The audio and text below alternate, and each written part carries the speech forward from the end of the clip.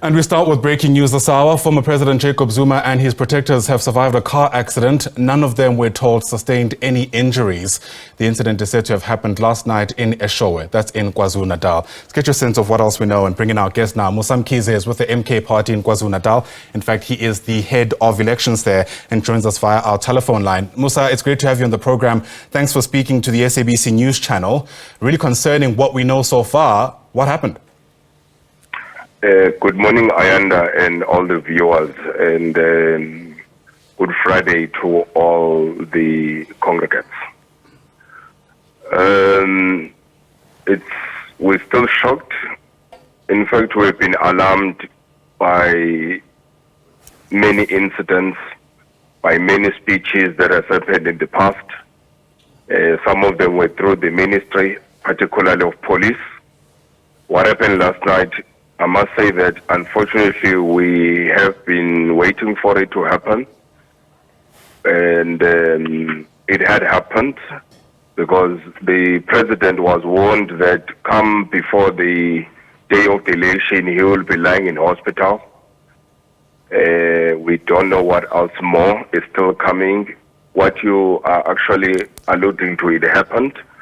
And thanks to the members of the presidential protection who managed to keep the president safe up to this far. But nonetheless, as the MK party in KwaZulu-Natal, we are highly concerned and we are registering this, particularly with the presidential protection unit and the minister of police, and that the safety of the president has been highly compromised due to political interference in his safety, having his security reduced dramatically to put his life in danger, because he is in support of Mkhize party, who will be, after the 29th, leading and governing this country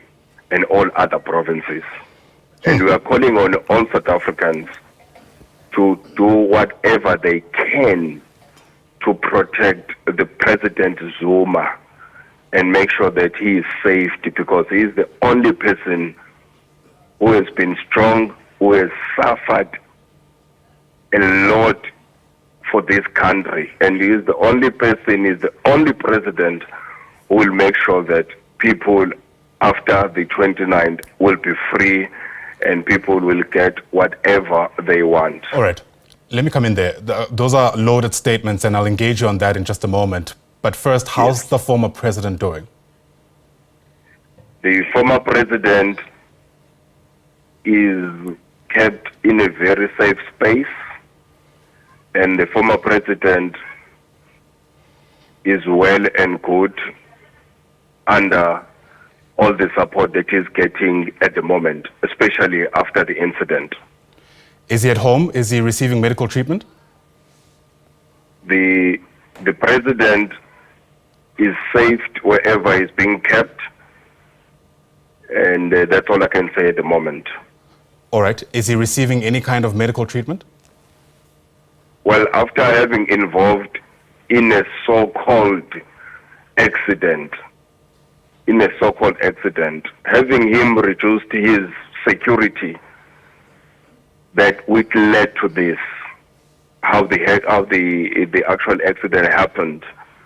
That matter is sitting with SABC because the case was opened, which I believe they are dealing with it, and I so hope that they will deal with it properly without having any interference from any superiors within the South African police services to continue compromising the safety of the President Zuma.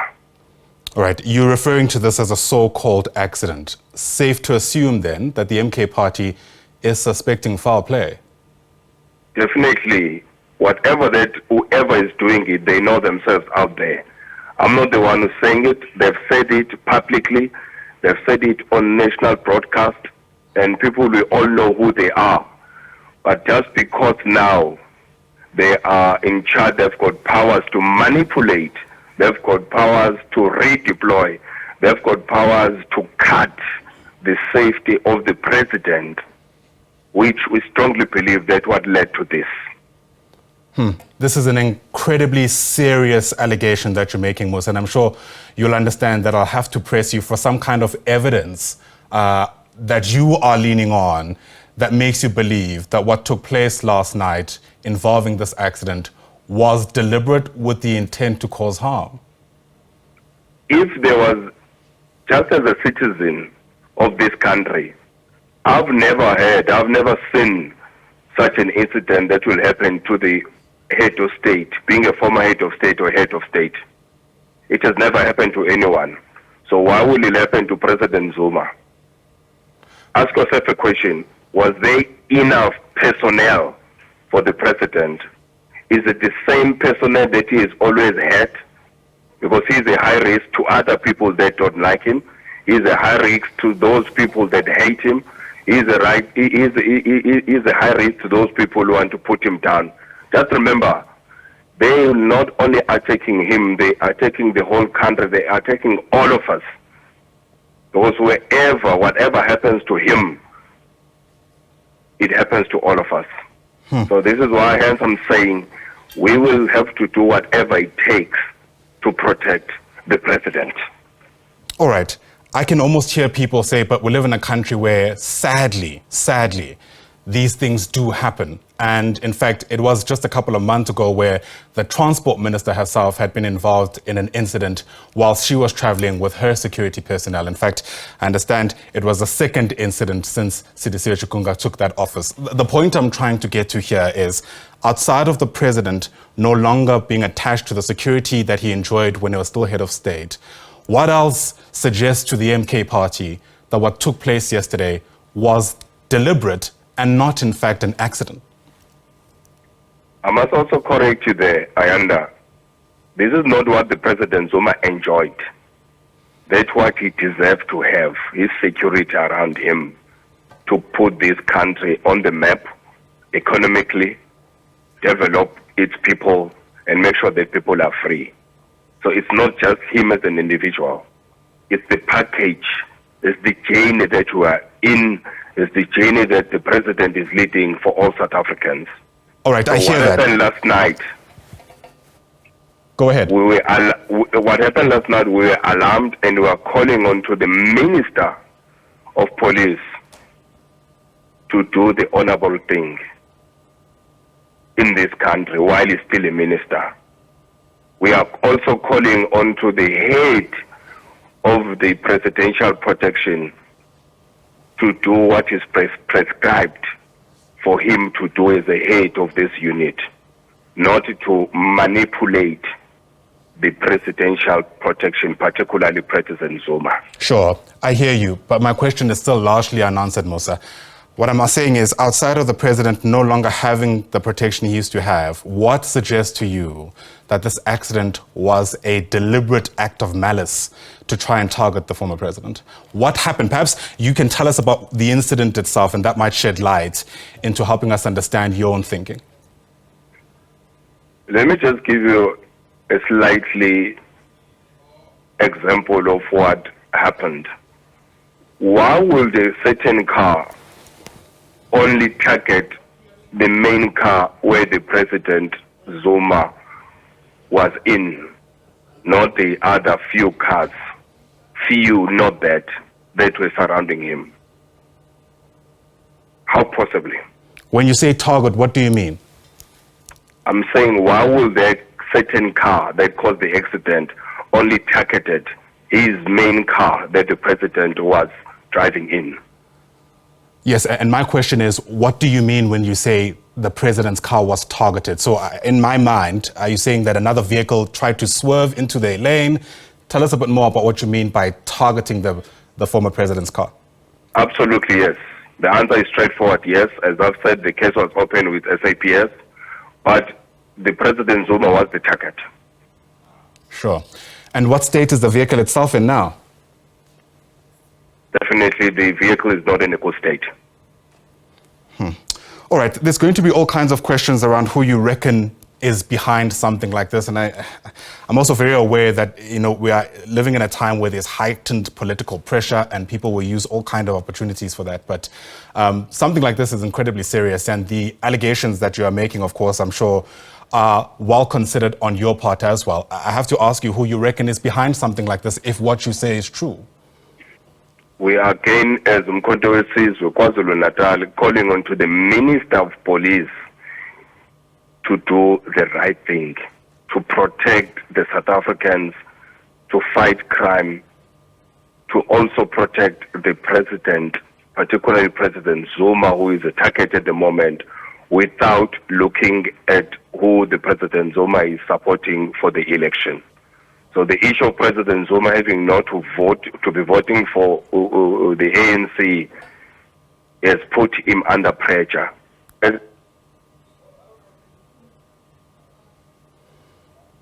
What a pity there. It looks like we've lost our connection to Musa Mkhize, who is the head of the elections in KwaZulu-Natal. He's part of the MK party, of course. And yeah, I suppose really startling allegations being made, claims that what took place last night when the former president was involved in some kind of accident was in fact intended to happen. The MK party telling us that they suspect foul play in that particular accident when the former president was traveling from Nkandla to eShowe as part of his campaigning for the newly formed Umkhonto party itself.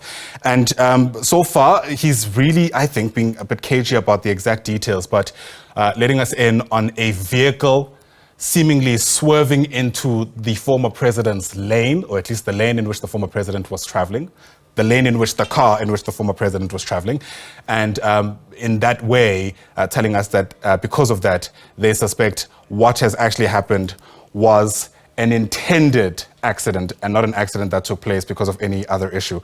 Musa Mkhize is back with us once again via our telephone line. Apologies for that, Musa. We lost you as you were still trying to explain to us who you reckon is behind this.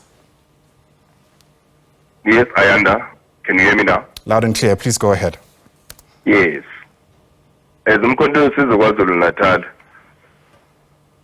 we are calling on to the Minister of Police to do the honorable thing, to do his job, National Commissioner, the head of the unit, to do the right thing. Like all other citizens of the country need to be safe. Also President Zuma fall within. It's even more as a former head of state, it deserves what he's supposed to get. Now we understand that he's now supporting Umkhonto. That also put him in a high risk from the current government. All right. You say the president is in a location that you can't disclose to us, and you're not able to tell us whether or not he's receiving any kind of medical treatment, if memory serves. Was anybody else injured in this accident? Everybody was involved in the car that the President Zuma was in is well taken care of, and they are in the place of safety. Were they injured? Medically, yes, they were served, and they are all okay. All right. I suppose we'll continue getting more information on this particular incident as soon as it comes to the fore. But whilst I have you on the line, Musa Mkhize, you'll forgive me for engaging you on other issues involving the MK party and the former president. Yesterday, the IEC being quite clear that they received an objection to him appearing on the candidate list of the MK party, that's the former president, and have decided to uphold this objection. What we've heard so far from your organization is that you're still studying the IEC's decision. Have you come to a decision as a party around what you'll do next? Yes, definitely. We're still studying it. Our legal team are on the matter, having to deal with the legalities on that matter. But definitely so, as Mkhonto says, we still stand firm that President Zuma is the president. President Zuma will be the president come after the 29th of May. Having mostly to use the South African law. Remember, that's not that. The South African law, which all South Africans are going to enjoy with a 2/3 majority come the 29th of May, after and beyond. It's interesting you reference the South African law because people are quoting the Constitution and sections that tell us that anybody who's been incarcerated or handed a sentence longer than 12 months without the options of bail cannot, in fact, be eligible to be sworn in as an MP. If memory serves, the president was given a 15-month jail sentence without getting that option of a fine. If the law that you speak of is anything to go by, it seems the former president can't be an MP. I cannot comment more on that except to say, can you please refer to the Minister of Justice? He's got more information in that regard. But as far as we know, nothing will stop President Zuma to be the member of parliament. Nothing will stop President Zuma to be the president come the 1st of June. Not even the country's constitution? Like I said, with that regard, consult with the Minister of Justice of what has transpired, what has happened, what has been to court, what was issued to President Zuma. Hence, we are saying nothing will stop President Zuma to be the member of parliament, and nothing will stop President Zuma to be the president come the 1st of June 2004 and two-thirds majority. What's the MK's party's posture towards respect for the rule of law? Generally speaking, how does the party view the principle of adhering to the laws of this country? We are, MK party, we are the law-abiding citizen and organization fully.